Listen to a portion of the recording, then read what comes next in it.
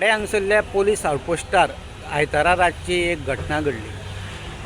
अचानक ड्युटेर आशिल्ल्या कांय स्टाफांक 2.5 वरांचेर एक गाडी येवन पार्क जाल्लीशी दिसून येयली।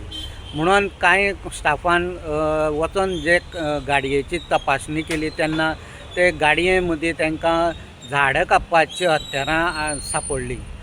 तेन्ना तेणे बाकीचे जे स्टाफ आशिल्लो तांकां आपयले तेन्ना ते गाडयेन आशिल्ले कांय 4-5 जाण आशिल्ले तेंच्यांनी पळ काडलो आनी गाडी थंयच सांडून पळ काडले कारणान पुलिसांनी त्या पात्रांवाक कॉन्टॅक्ट केलो।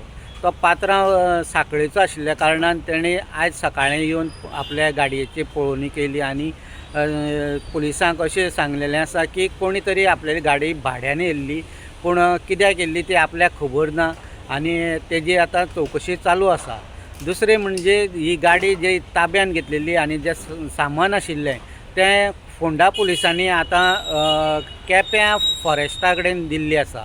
सो फॉरेस्ट हेजे संबंदीत तपासणी करीत आसा, पूण म्हत्वाचें म्हणजे हे 4-5 जाण जे पळोवन गेल्ले तेंचो शोध फोंडा पुलीस अजूनय घेत आसा। फोंडेचे PI विजयनाथ कवळेकर यांच्या मार्गदर्शना खाला PSI चेतन नायक यांनी ही उत्तम कामगिरी केल्ली आसा। अशें कळोन येता की जे कोण गाडी घेवन येयल्ले थंय तांकां खबर नाशिल्ली की ते आउटपोस्ट म्हणून, आनी तेंच्यांनी तें एक घरशें समजून तेजे फुडल्या वटेन हे गाडी पार्क केल्ली कारणान ते पुलिसांच्या तावडीन सांपडली, गाडी पुलिसांच्या तावडीन सांपडली।